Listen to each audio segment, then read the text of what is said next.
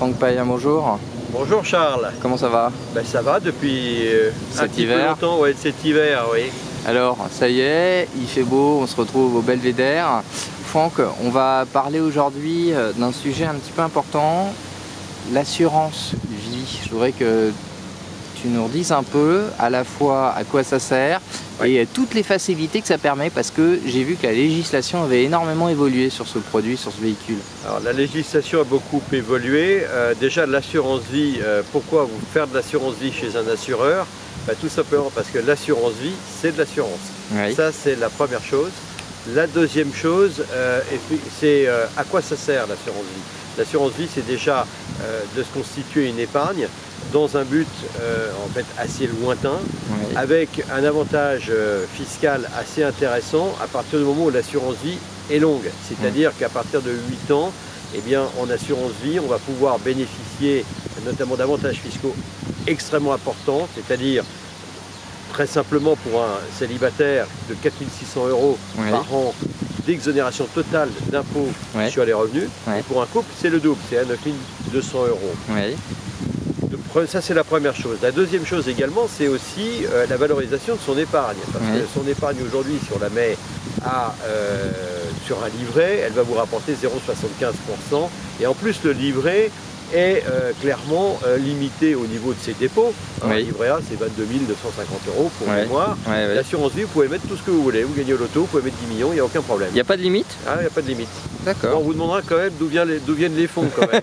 C'est ça, quand même, des fois que... Et voilà. Et puis on n'accepte pas les valises de billets parce qu'effectivement là, bien évidemment aujourd'hui, dans une logique de transparence et de netteté, il faut savoir d'où proviennent les fonds. Mais voilà, pour la 99,99% des gens, ça ne pose pas de problème. Voilà. On peut accéder à cette épargne comme on veut? Comment ça se passe? Parce que pendant des années, je me souviens que c'était bloqué, on ne pouvait pas retirer, on cassait complètement le temps. Alors comment ça se passe? Alors aujourd'hui, on peut ouvrir, d'abord, ça s'ouvre très facilement, une assurance vie, ça s'ouvre avec un minimum de 500 €. On peut décider de verser régulièrement dessus, on peut décider de ne verser que quand on a de la disponibilité, donc c'est extrêmement flexible. Et le jour où effectivement on a vraiment besoin de son argent, cet argent reste quand même disponible, même si le but c'est que se constituer une épargne. Néanmoins, on peut accéder à cette épargne-là. D'accord, donc en fait aujourd'hui, ça permet d'avoir une rémunération qui est au-dessus de la moyenne, ça permet d'avoir une défiscalisation et ça permet d'être protégé, entre guillemets, je dis ça entre guillemets, pour la fin de l'histoire. Oui, alors ça permet effectivement d'avoir une rémunération supérieure à la moyenne sur des fonds, ce qu'on appelle des fonds sécurisés. On est à 2%, ce qui est quand même hors CGCRDS. Bon, il faut retenir qu'on est globalement 2 fois mieux que sur, que sur un livret classique. On a possibilité de booster son épargne si on décide de mettre effectivement une tout partie sur des fonds un peu plus dynamiques, mais qui peuvent comporter un risque en capital. Donc là, il faudra bien vous expliquer ce qu'on veut faire, si on a beaucoup, si on a du temps, si on a une appétence au risque ou pas. Et puis l'intérêt aussi, c'est surtout donc, cette période de 8 ans pour déjà une exonération d'impôts, mais aussi au niveau de sa succession, parce qu'il faut en parler, un avantage considérable, puisque toute somme versée avant 70 ans permet de défiscaliser 152 500 € par bénéficiaire. Donc je m'explique. Je suis un couple avec 2 enfants, j'ai 600 000 € sur l'assurance vie monsieur, madame, ça peut sortir sans impôt pour les enfants.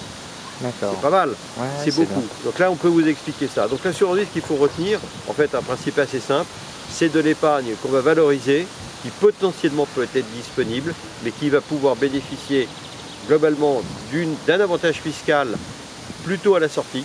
Que ce soit en cas de vie, c'est-à-dire je bénéficie de mon argent après, quand j'en ai envie, mais plutôt à la fin de sa vie, à la retraite, ça peut être un complément qui peut être intéressant. Et puis au moment, effectivement, malheureusement de ma succession, au moins le fisc ne passera pas sur une bonne partie de cette épargne, et ça permettra d'aider en plus des générations futures, mes enfants ou d'autres, parce que je pourrais par exemple te mettre bénéficiaire d'une assurance vie et tu bénéficierais des mêmes avantages fiscaux. Donc on peut bénéficier. Donc c'est important, parce qu'il y a pas mal de gens qui sont célibataires ou qui sont seuls en fin de vie, et au lieu de se voir ponctionner de plus de 60% de leur épargne, et bien au moins ils peuvent faire bénéficier ça à des personnes individuelles qui peuvent être complètement étrangères à leur propre famille. C'est important. Franck, merci pour toutes ces informations, ces renseignements. On se retrouve bientôt. On va reprendre nos petits rendez-vous réguliers. Donc merci pour tout. On se retrouve bientôt alors. Merci beaucoup Charles. Au revoir Franck.